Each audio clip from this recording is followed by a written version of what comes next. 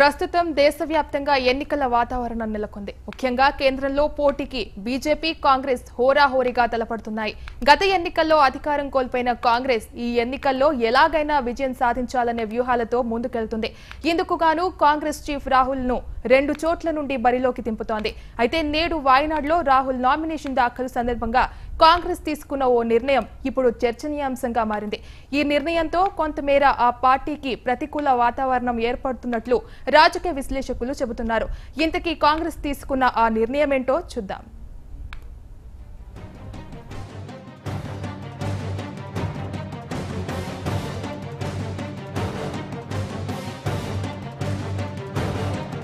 Kerala congress party నాయకత్వంలోని united democratic front అభ్యర్థిగా రాహుల్ బరిలో ఉన్నారు.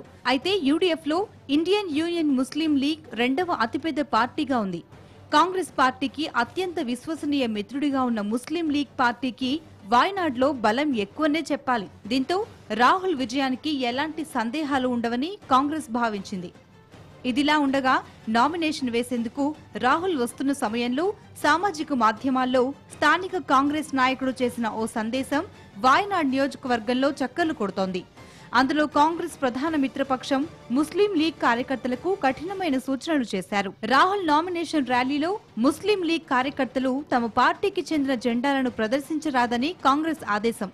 ముస్లిం లీగ్ స్నేహితులు తమకు ప్రియమైన వ్యక్తులని, ఆ పార్టీ జెండాపై తమకు ఎలాంటి అనుమానాలు లేవు, కానీ అవే జెండాలు ఉత్తర భారతదేశంలో మరొక విధంగా అర్థమవుతుందని కాంగ్రెస్ పేర్కొంది. ఈ సందర్భంగా ముస్లిం లీగ్ కార్యకర్తలు ర్యాలీకి దూరంగా ఉండాలని చెప్పకనే చెప్పింది. ఒకవేళ ర్యాలీకి రావాలనుకున్న ముస్లిం లీగ్ కార్యకర్తలు జెండాలు ప్రదర్శించరాదని అభ్యర్థించింది. ఇందుకోసం ర్యాలీ కోసం తీసుకొచ్చిన ఆ పార్టీ టోపీలు, జెండాలను నిలిపివేసింది.